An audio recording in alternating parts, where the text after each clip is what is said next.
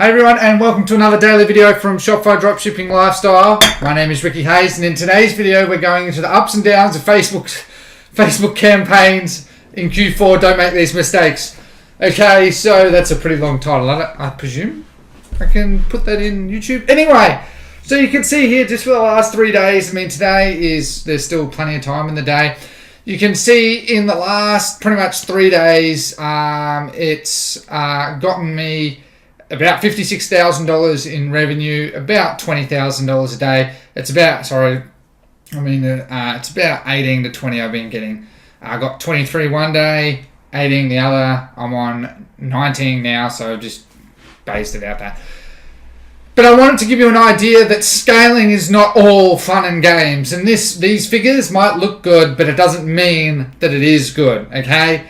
There's a lot of stress. Now, I think it's on this side or this side, but do you see these grey hairs on either side?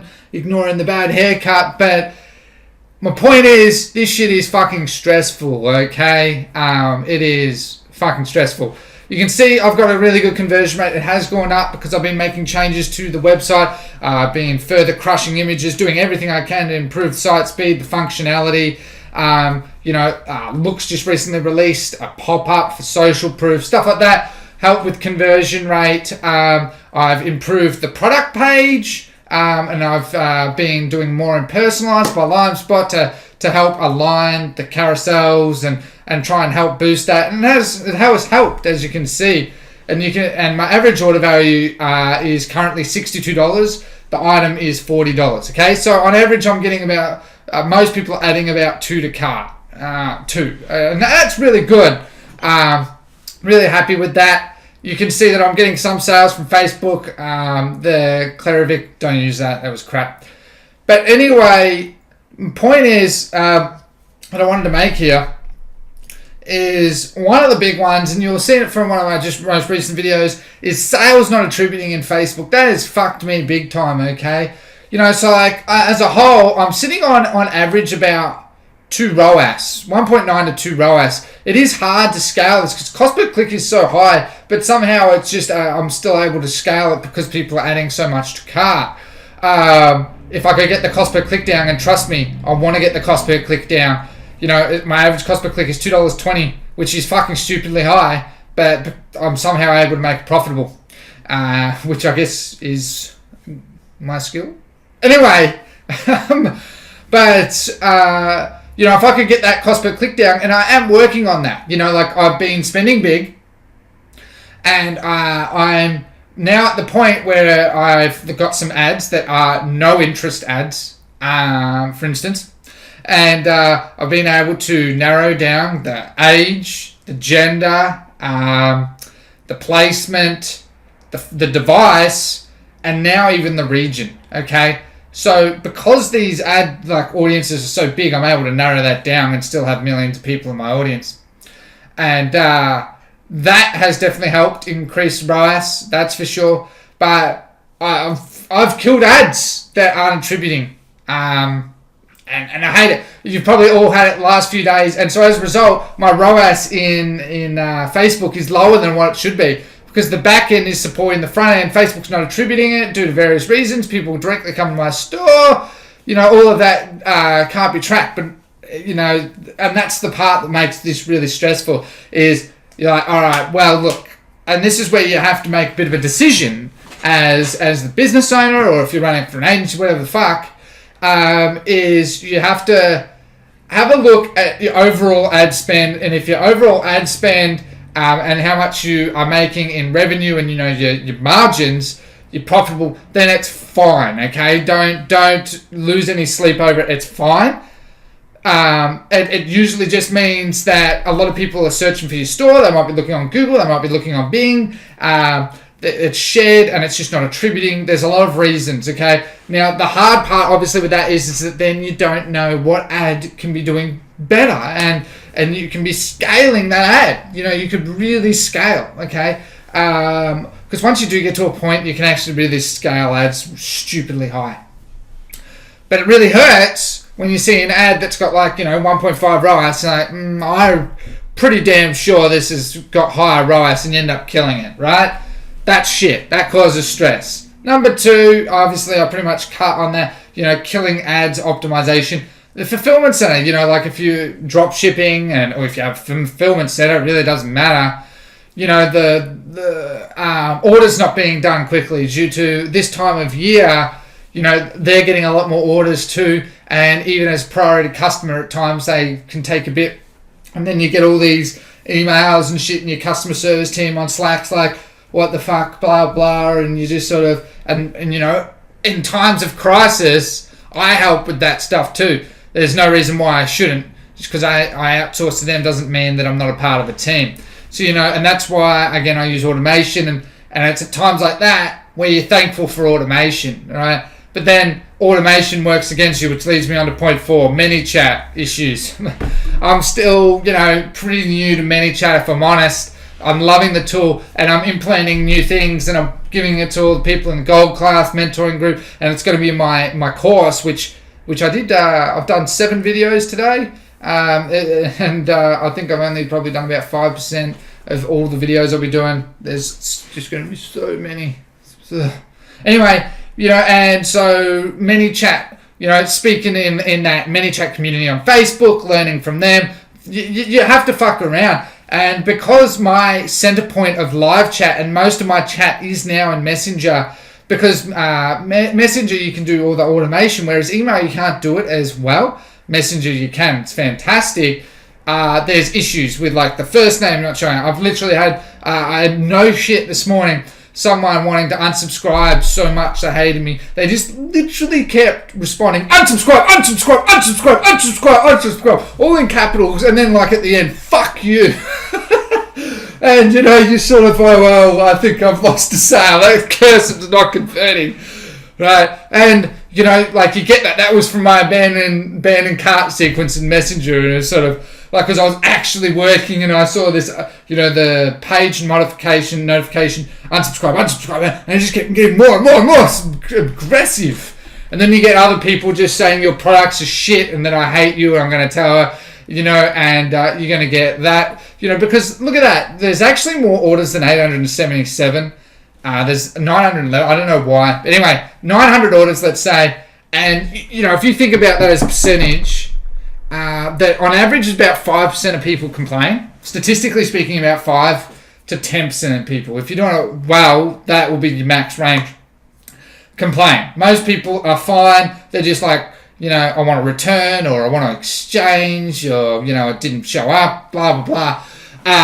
But there's going to go and complain. So you think about in 3 days, 1,000, let's say 1,000 orders to keep it simple, and 5%, 50 complaints, and the complaints can range from minor little complaints to these major complaints, and that is stressful, okay? Don't let anyone tell you that it's not stressful. You have a customer service team at this stage to help with that. But that doesn't change the fact that they're human too and they're getting slack. And so for my customer service team, when there's a major issue, I tell them in Slack to, we have just a separate channel for complaints that they tell me about, and I investigate it. And I personally try and help respond, deflate the issue, whatever it may be. And it's hard because it does get depressing. But the reason as well, if you're wondering why I do that, is because their customer service, their job's to help, and their job is, and they do a fantastic job.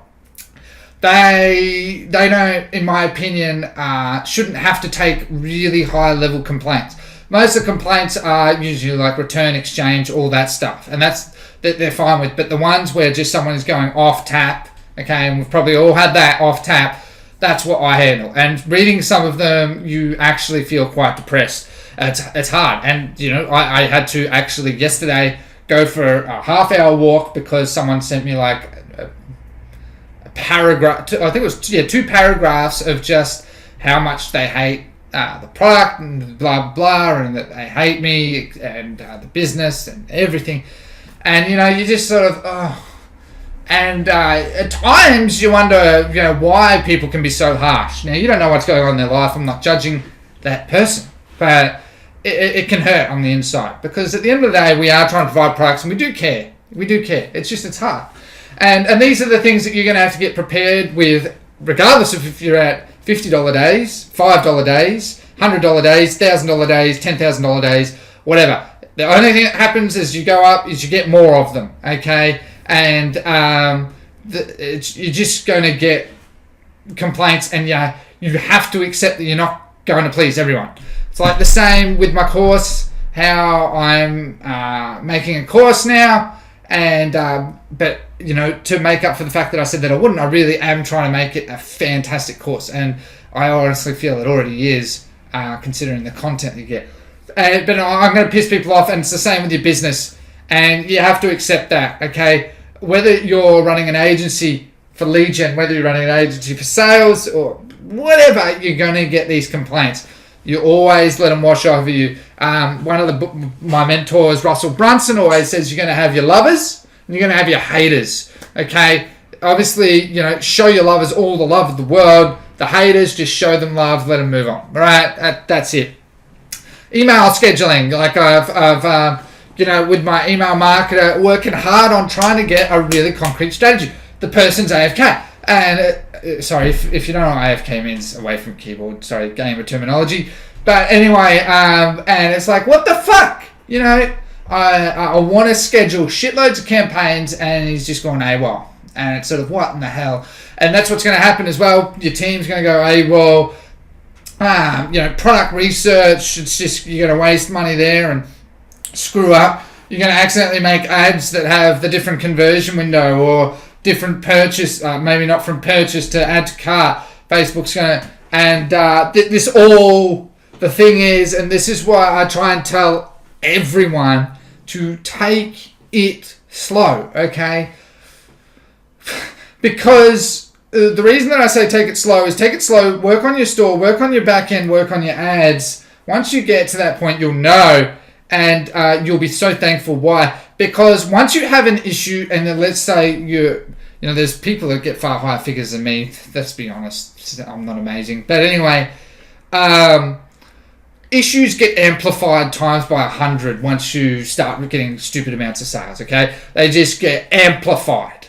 An issue, you can try and ignore it, but once you get to this point, it'll get amplified, and it's going to ring in your ear for fucking hours, all right? And it's stressful, right? So, then you have to consider as well that other stress is that PayPal hold your funds, Stripe hold your funds. Like you can be scaling on a weekend, but you're not going to get it paid at least until Monday, are you? Most of the time, it's actually Tuesday or Wednesday. So all of a sudden, you could have spent $20,000, $30,000 on ads over Saturday and Sunday and generated a heap in sales, and you're profitable. But all of a sudden, you have nothing to do marketing on Monday, Tuesday because you don't have any money in the bank, and Facebook will just shut off your ads.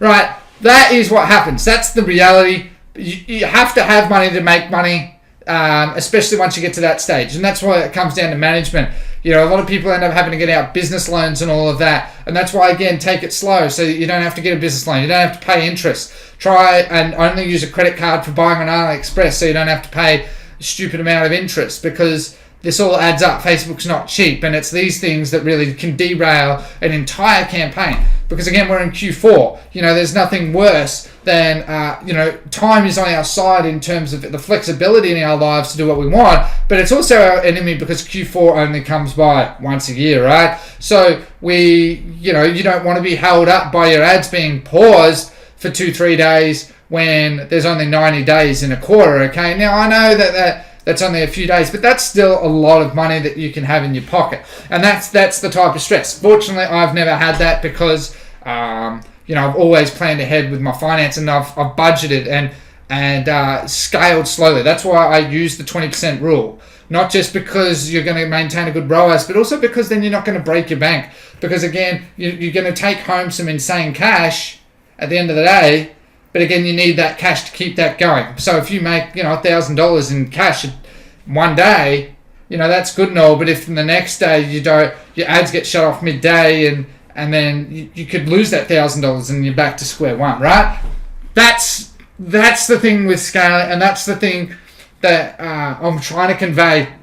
This isn't just make ads, walk away. This is make ads, sit at your computer for 10 hours, bite your fingernails. Look bite your fingernails for 10 hours and hope for sales, right?